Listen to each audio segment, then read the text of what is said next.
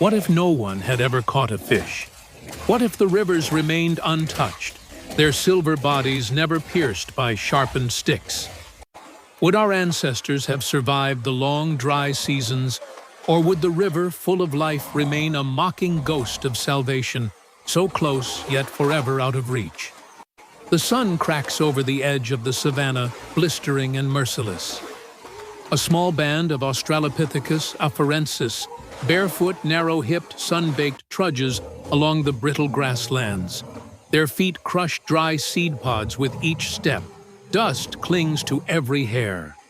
The leader, a tall female with streaks of ochre mud smeared across her arms, stops beside a shriveled shrub. She lowers her head to the earth, listening. Nothing, not even insects. Behind her, a juvenile limps, clutching a hollow gourd fashioned from a dried fruit. It's almost empty. They haven't had water in nearly a day. The group had expected the rains, but they never came. The seasonal stream, once their salvation, has vanished into mud-cracked silence. As the sun rises, the tribe reaches a wide, winding river. Its water glistens with mocking clarity. But beneath the shimmer, they see nothing they understand. Fish flash below the surface, too fast, too foreign. They do not exist in the minds of these early hominins as food. The river is not nourishment. It is a mirror, a moving, untouchable boundary. One of the males crouches at the bank, cupping water into his mouth. A child imitates him. But their hunger is not quenched. Their bellies groan. The plants have withered. The roots are dry and bitter. And with no prey on the open plain, their only hope lies across the water in the shade of the distant trees, where figs may still cling to twisted branches. The matriarch gestures. A signal passes. The group begins to ford the river, stumbling on slick rocks, slipping into the shallows. A young male shrieks as he loses balance, submerged for a moment, before clawing his way back. A flash of silver darts past his foot. He recoils, snarling eyes wide with primitive fear. They make it across.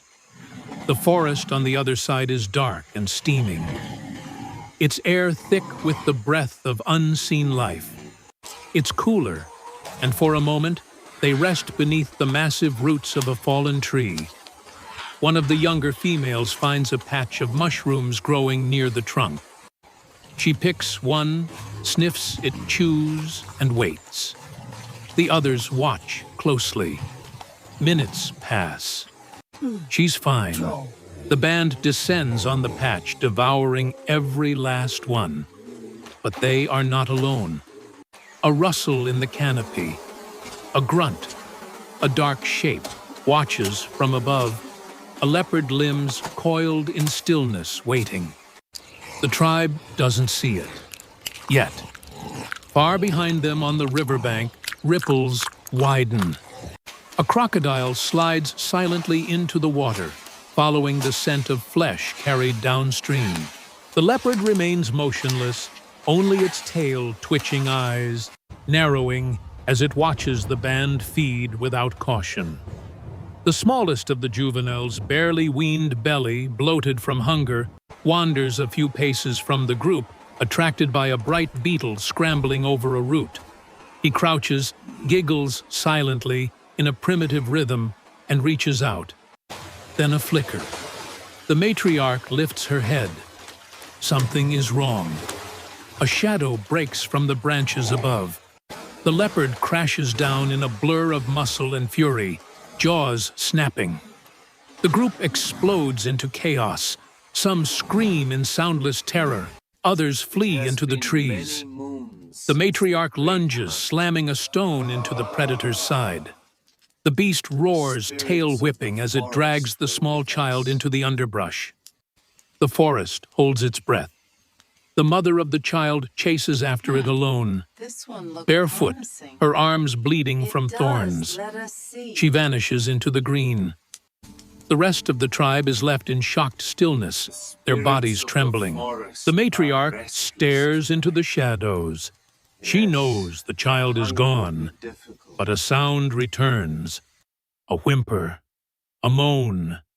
Then the mother stumbles back, clutching the wounded child. His leg is torn, his body limp, but he breathes. She collapses beside him. The matriarch kneels, her fingers probing the wound.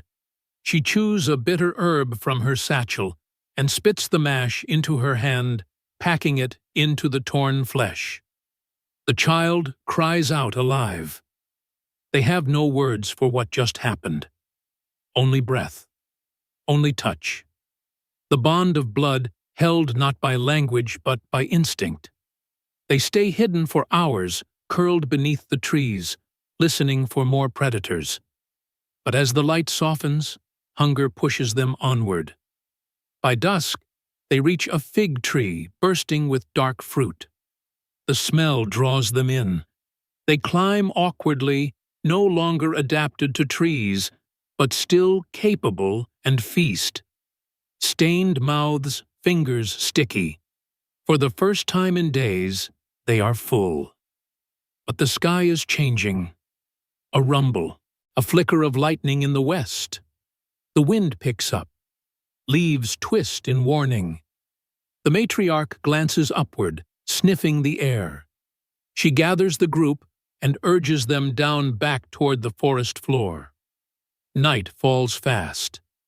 They find shelter in a small hollow, a natural bowl of earth covered by brambles and thick branches. Inside, they huddle together, the child with the wounded leg nestled between two older females. The storm breaks. Rain lashes the forest. Thunder shakes the ground. For hours, they do not sleep. Water pools at their feet. Lightning ignites the world in sudden flashes, revealing glowing eyes, watching from beyond the thorns. Then, a crash. A nearby tree splits and falls, sending birds screaming into the night.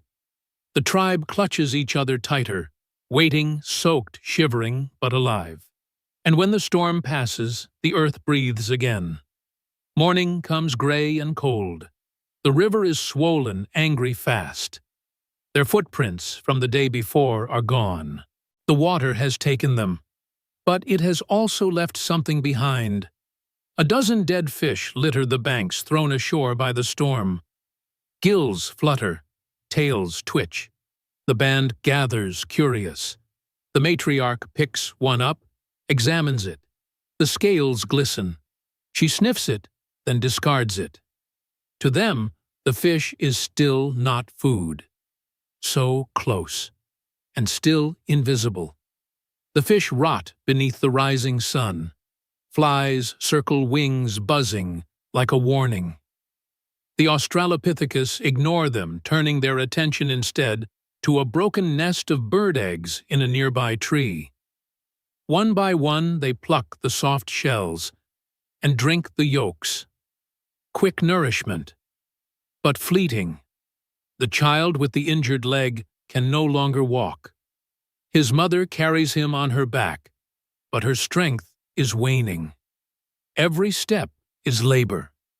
The tribe moves slowly now, their hunger returning. The forest has given all it can, and the only path forward lies across the river again.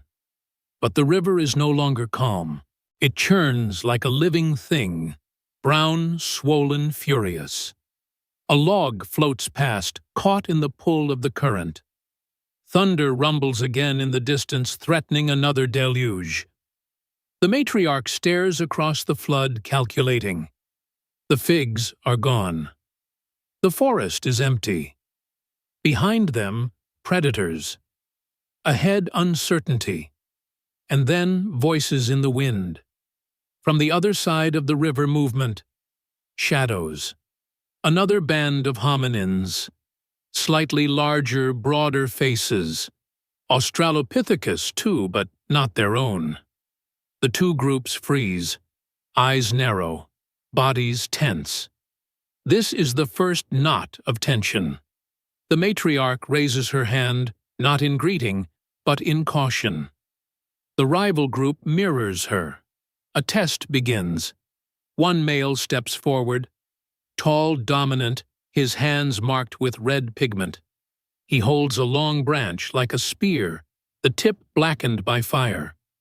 The matriarch steps forward, 2 stone in hand. The standoff is silent. Then the scream of a child. The wounded boy slipping off his mother's back, tumbling toward the river's edge. The current grabs his leg. He thrashes. And suddenly, the tension breaks. His mother dives in. The river fights her. She loses grip. He disappears under the foam.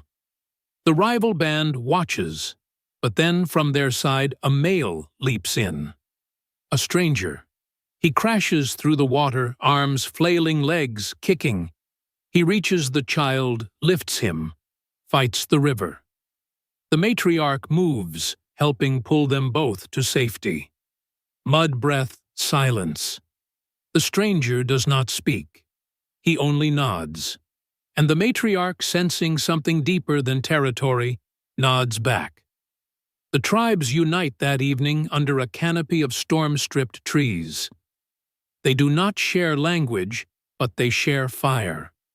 The rival band offers roasted tubers, charred roots, even honey, and wrapped in a bark leaf, something strange fish, cooked, blackened. The stranger offers it to the matriarch. She hesitates. The others wait. She bites. And the world shifts. Her eyes widen, not from flavor, but revelation. This was always here. Life had always glimmered beneath the surface. But only now was it seen. That night, the 2 tribes sit in a circle sharing food warmth story without words. The wounded child sleeps, his breath steady. The river sings beside them.